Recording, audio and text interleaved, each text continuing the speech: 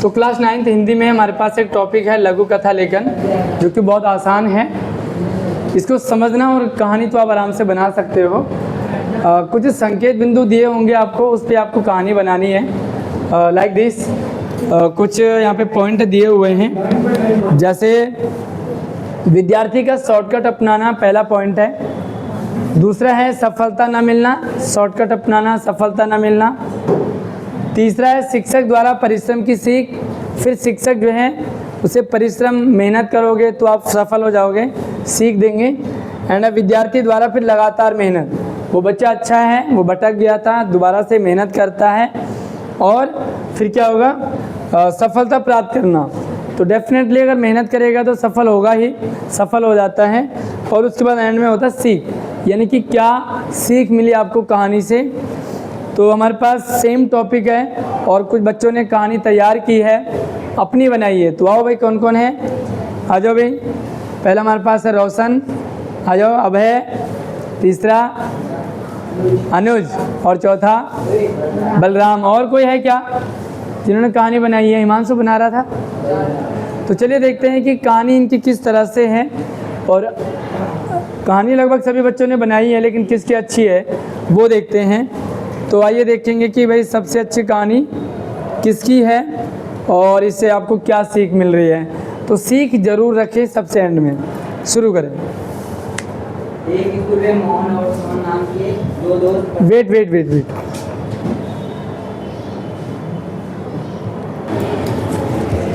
दोबारा अब बोलो। एक स्कूल में मोहन और सोहन नाम के दो दोस्त पढ़ता था और सोहन पढ़ता लिखता था, लेकिन मोहन शॉर्टकट अपनाता था।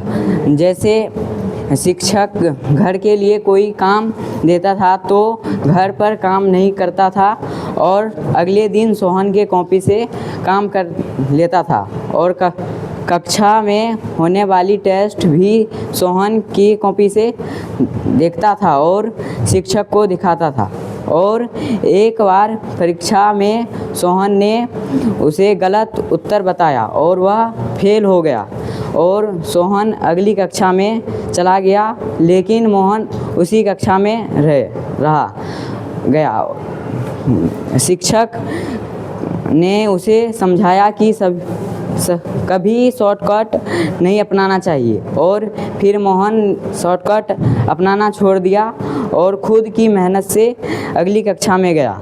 शिक्षा कभी शॉर्टकट नहीं अपनाना चाहिए। तो मेहनत करनी चाहिए भी बताओ ना। कहानी का जो लक्ष्य है वो मेहनत को ज़्यादा सपोर्ट करना।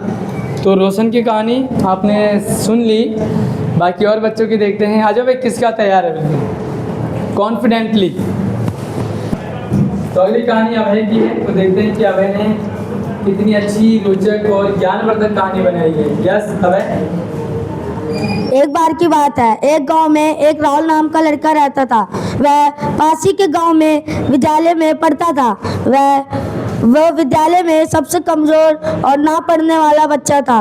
उसके घर वाले उससे बहुत परेशान थे। वो घर में सबसे आलसी था। एक बार की बात है, जब वह विद्यालय से घर आया तो उसकी मम्मी ने बोला कि कल तेरे स्कूल जाकर तेरी शिकायत करूंगी कि तू घर पर बिल्कुल नहीं पढ़ता।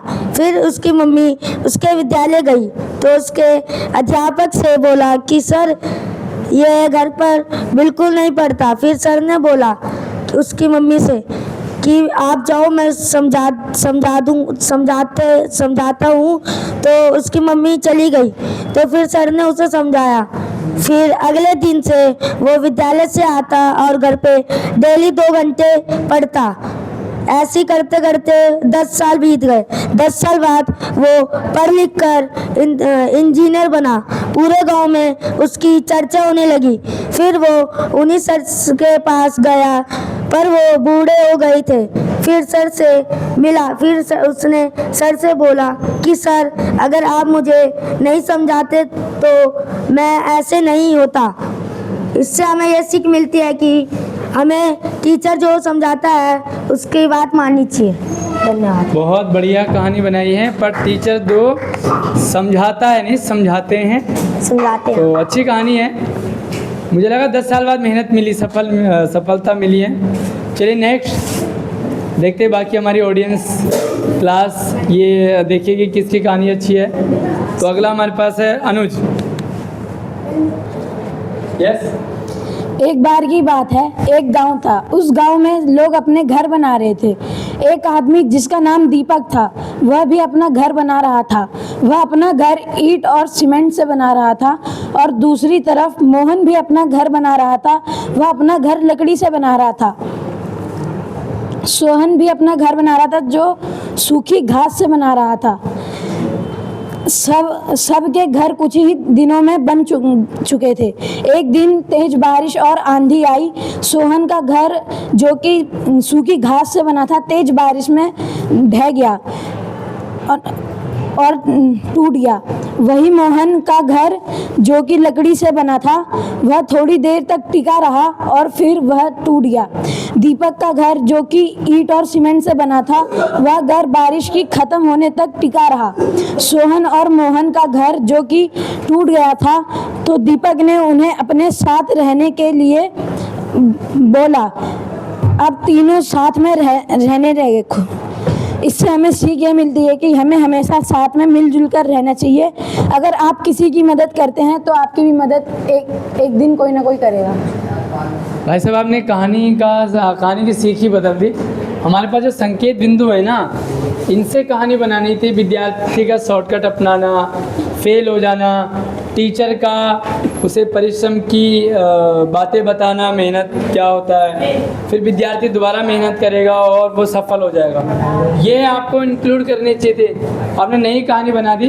तो अनुज की कहानी नई है।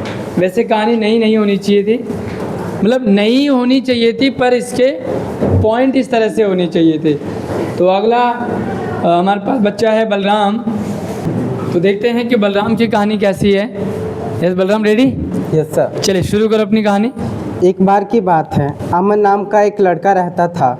वह बहुत आलसी था। वह हर चीज़ में शॉर्टकट अपनाता था।